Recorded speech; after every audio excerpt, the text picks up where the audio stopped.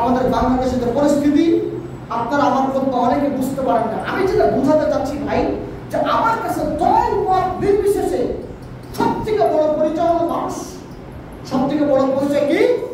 মানুষ। সে অবশ্যই সে মানুষ হওয়ার সময় তার দায়িত্ব পড়ে যায় ইসলামকে প্রাধান্য দেওয়া, ইসলামকে প্রাধান্য দিয়ে এবার সে সমাজের খেদমত করুক, কোনো অসুবিধা নেই। কিন্তু সমাজকে খেদমত করতে গিয়ে মানুষকে যখনই জুলুম করবে, আমি নাজমুল শাহাদাত অবশ্যই তার বিরুদ্ধে কথা বলবই বলবো। কথা বুঝতে পারেন? আপনি যে দলের যে মতের যে লিডার আপনি হন, এটা দেখার দরকার নেই। কিন্তু আপনি যখন ইসলাম থেকে বেরিয়ে যাবেন, মানুষকে নির্যাতন করবেন, কষ্ট দিবেন, আঘাত করবেন, তখন অবশ্যই আপনার বিরুদ্ধে কথা বলব। এটাই ইসলাম, এটাই ইসলাম। ইসলাম চাটুকারিতা পছন্দ করে না। ইসলাম সত্যটা সর্বদাই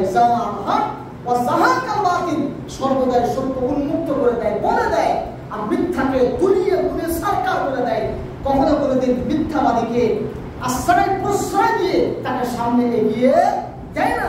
এটা ইসলামের শিক্ষা নয়। সম্মানিত মুসলিম উপস্থিতি, অতএব আসুন আমরা পবিত্র কোরআন এবং সহিহ হাদিসের আলোকে জীবন করি। আমাদের ব্যক্তি জীবন, পারিবারিক জীবন, সকল জীবনকে আল্লাহ তাআলা কোরআন এবং সুন্নাহ দিয়ে করে তোলার তৌফিক আল্লাহ দান করে। সকলে বলুন আমিন। আল্লাহর দোয়া আল্লাহ ফিরিয়ে দেয় না।